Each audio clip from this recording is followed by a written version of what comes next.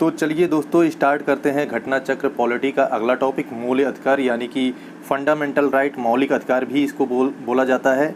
और ये topic start करने चल रहे हैं। सबसे पहले दोस्तों ये बात कर लेते हैं ये कौन से भाग में आता है। ये दोस्तों भाग 3 के अंतर्गत आता है और ये अनुच्छेद 12 से 35 के बीच में रहता है। 12 से 35 के बीच में ये मूल अधिकार या मौलिक अधिकार का वर्णन किया गया है और इसी के दोस्तों भाग 3 को ही मैग्ना कार्टा कहा गया है। और मौलिक अधिकार लिया कहाँ से गया है, सबसे पहले मौलिक अधिकार बता दें, ये यूएसए से लिया गया है मौलिक अधिकार। तो इस पे बेस्ड क्वेश्चन है, कुछ क्वेश्चन है इंपॉर्टेंट, तो उसको हम चल रहे हैं आपसे डिस्कस करने। तो चलिए दोस्तों पहला क्वेश्चन स्टार्ट करते हैं। पहला क्वेश्चन है हमारा, निम्नलिखित में से कौन सा एक सही है। यहाँ पर क्वेश्चन पूछा है कौन सा एक सही है। पहला है भारतीय संविधान में मूल अधिकारों को शामिल करने के लिए नेहरू रिपोर्ट 1928 ने समर्थन किया था। तो ये दोस्तों सही है, 1928 में ही नेहरू रिपोर्ट ने समर्थन किया था भारतीय संविधान में मूल अधिकारों को शामिल करने के लिए।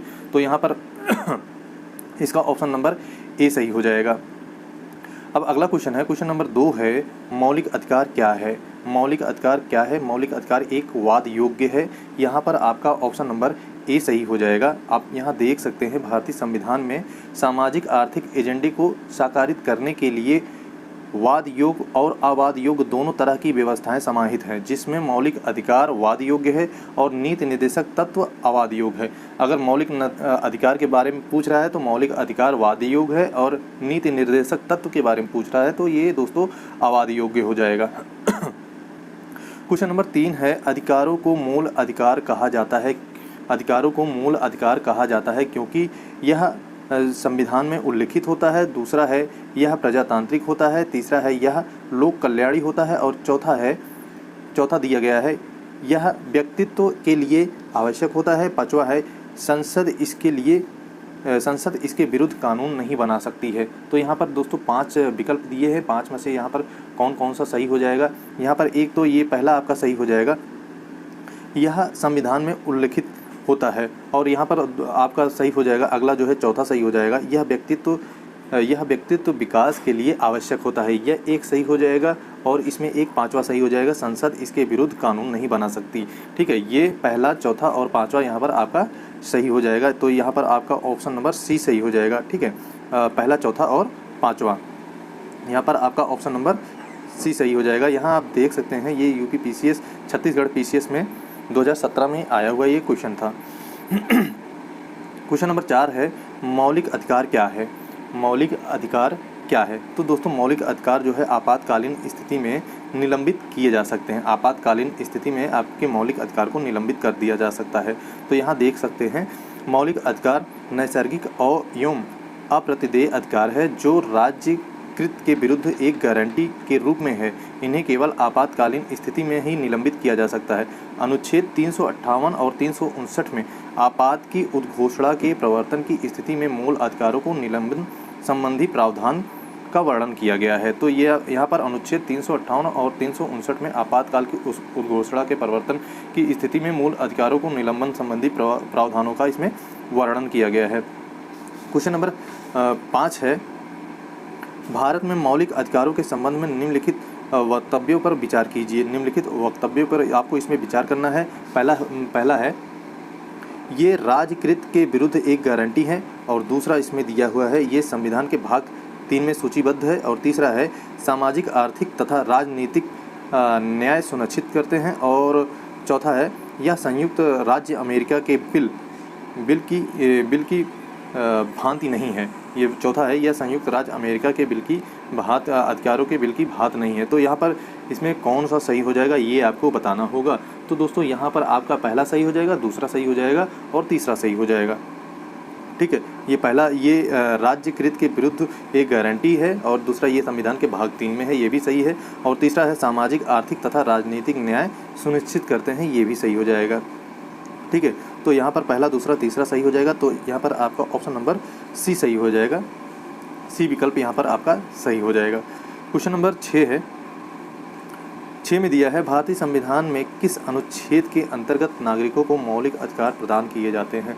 यहाँ पर पूछा है कौन से अनुच्छेद के अंतर्गत नागरिकों को मौलिक अधिकार प्रदान किए जाते हैं। दोस्तों 12 से 35 जो है मौलिक अधिकार या मूल अधिकारों के ही बारे में बताया गया है। तो ये 12 से 35 जो है मौलिक अधिकारों का वर्णन किया जाता है और मौलिक अधिकार 12 से 35 में प्रदान करने की विधि भी बताई गई है। और ये दोस्तों BPSC 1994 और 2000 में ये आया हुआ क्वेश्चन है। इंपॉर्टेंट है दोस्तों ये सारे क्वेश्चन।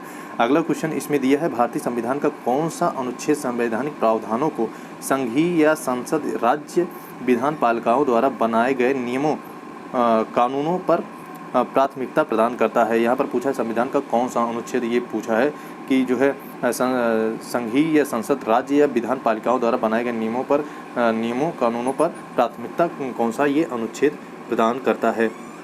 तो दोस्तों यहाँ पर ये अनुच्छेद 13 हो जाएगा। ये जो है विधान पालिकाओं द्वारा नियमों कानूनों पर प्राथमिकता प्रदान करता है। ये 2001 में आया हुआ क्वेश्चन है। ये आप देख सकते हैं संविधान के अनुच्छेद 13 में प्रावधान किया गया है कि संघ एवं राज्य में कोई ऐसा कानून नहीं बनाएंगे जो भाग 3 में प्रदत्त मौलिक अधिकारों को छीनता या न्यून करता हो। यदि कोई कानून मौलिक अधिकारों के उल्लंघन में बनाया गया तो वह कानून उल्लंघन की मात्रा तक शून्य होगा। अनुच्छेद 32 संवैधानिक उपचारों का अधिकार। अनुच्छेद 245 केंद्र एवं राज्यों द्वारा बनाई गई विधियों का विस्तार। और अनुच्छेद 326 लोकसभा एवं विधानसभा का निर्वाचन वयस्क मताधिकार पर होना। ठीक है, ये इसमें बताया गया है। अगला क्वेश्चन है, भारतीय संविधान के अनुच्छेद 13 का मुख्य उद्देश्य निम्नलिखित में से किसके संदर्भ में विधानसभा की सर्वोच्चता सुनिश्चित करता है। तो यहाँ पर कौन सा मतलब अनुच्छेद 13 के संदर्भ में संविधान की सर्वोच्चता कौन सुनिश्चित करता है। तो यहाँ पर ऑप्शन दिया है, ए दिया है राज्य की नीति निर्देशकता, तो गलत हो जाएगा।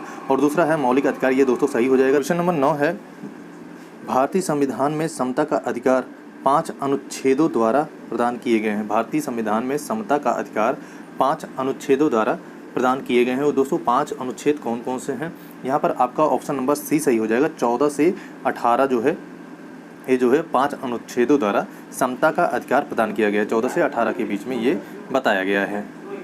और दोस्तों यहाँ पर देख सकते हैं आप, अनुच्छेद 14 में बताया गया है वित्त के समता। और अनुच्छेद 15 में बताया गया धर्म, मूल वंश, जाति, लिंग या धर्म स्थान के आधार पर विभेद का प्रतिषेध। और 16 में बताया गया है लोक नियोजन के विषयों में अवसर की समता। और 17 में बताया गया है अस्पृश्यता का अंत। 18 में बताया गया है उपाधियों का अंत। तो दोस्तों ये 5 अनुच्छेद ऐसे हैं जिसमें समता का अधिकार बताया गया है 14 से लेकर 18 तक। अगला क्वेश्चन नंबर 10 है दोस्तों, समानता का अधिकार संविधान के निम्न अनुच्छेदों में से किनके अंतर्गत आता है। समानता का अधिकार निम्न अनुच्छेदों में से किनके अंतर्गत आता है। तो एक हो जाएगा अनुच्छेद 14 हो जाएगा, और अनुच्छेद 15 हो जाएगा, और अनुच्छेद 16 हो जाएगा। समानता यानी कि समता अनुच्छेद 14 से लेकर 18 तक के बीच में बताया गया, यानी कि अनुच्छेद 14, 15 और 16 के बीच। यहाँ पर आपका ऑप्शन नंबर सी सही हो जाएगा, 2, 3 और 4। क्वेश्चन नंबर अगला है, भारतीय संविधान के निम्नलिखित अनुच्छेदों में से कौन विधायन सत्ता पर पूर्ण नियंत्रण लगाता है। तो विधायन सत्ता पर दोस्तों ये पूर्ण नियंत्रण अनुच्छेद 14 लगाता है। तो यहाँ पर आप देख सकते हैं संविधान के अनुच्छेद 14 विधायन सत्ता पर पूर्ण नियंत्रण लगाता है।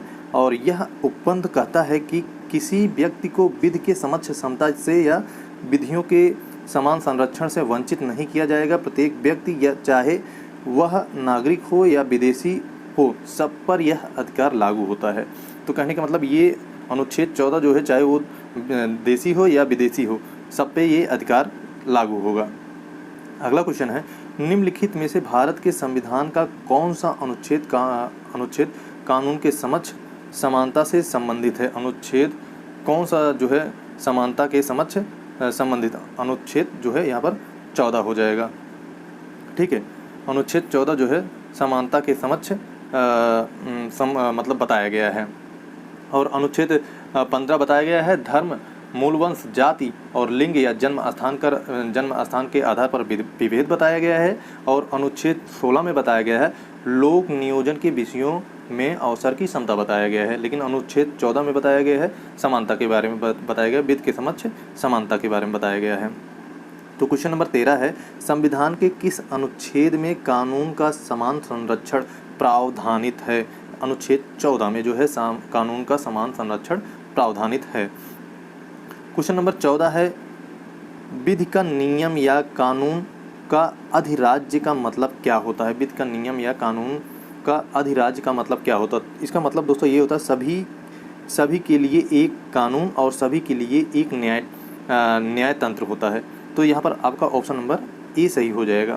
क्वेश्चन नंबर 15 है, धर्म आदि के आधार पर विभेद का प्रतिषेध यानी कि भारत के संविधान का अनुच्छेद 15 एक मूल अधिकार है जिसे इसके अधीन वर्गीकृत किया जाएगा।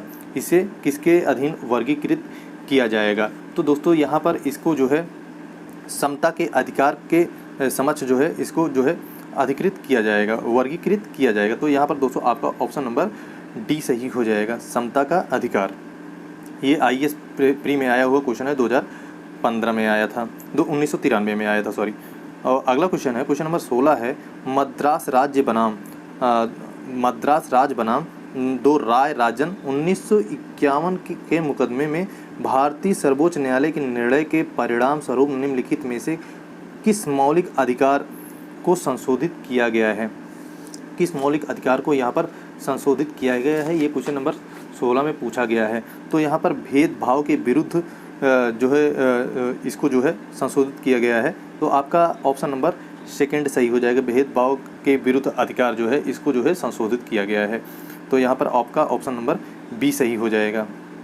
क्वेश्चन नंबर 17 है, 17 में ये पूछा गया है, संविधान के किस अनुच्छेद के अंतर्गत शिक्षण संस्थाओं में जिसमें गैर सरकारी और गैर अनुदान प्राप्त भी सम्मिलित है अन्य पिछड़ों, अनुसूचित जाति और अनुसूचित जनजाति हेतु आरक्षण की सुविधा प्रदान की गई है? कौन से अनुच्छेद में ये वर्णित किया गया है? तो दोस्तों यहाँ पर अनुच्छेद 15 के 5 में ये वर्णित किया गया है। पिछड़ा, अनुसूचित जाति और अनुसूचित जनजाति हेतु आरक्षण की सुविधा का जो वर्णन हुआ है अनुच्छेद 15 के 5 में इसमें बताया गया है। क्वेश्चन नंबर 18 है, संविधान के किन अनुच्छेदों के अनुसार OBC को आरक्षण प्रदान किया जाएगा? संविधान के किन अनुच्छेदों के अनुसार OBC को आरक्षण प्रदान किया जाएगा? अनुच्छेद यहाँ पर 15(4) से और जो है यहाँ पर दो अनुच्छेद है, अनुच्छेद 15(4) और अनुच्छेद 16(4) में ये वर्णन किया गया है। क्वेश्चन नंबर 19 है, भारतीय संविधान के निम्नलिखित अनुच्छेदों में से कौन सा एक लोक नियोजन के विषय में भारत के सभी नागरिकों को अवसर की समानता की प्रत्याभूति करता है? कौन से यहाँ पर पूछा है नियोजन अनुच्छेदों में कौन सा एक लोक नियोजन के विषय में भारत के सभी नागरिकों को अवसर की समानता की प्रत्याभूति प्रदान करता है? तो यहाँ पर ये पूछा गया है। तो यहाँ पर अनुच्छेद 16 का 1 हो जाएगा और अनुच्छेद 16 का 2 हो जाएगा, जो कि समानता की प्रत्याभूति प्रदान करता है। ऑप्शन नंबर बी सही हो जाएगा।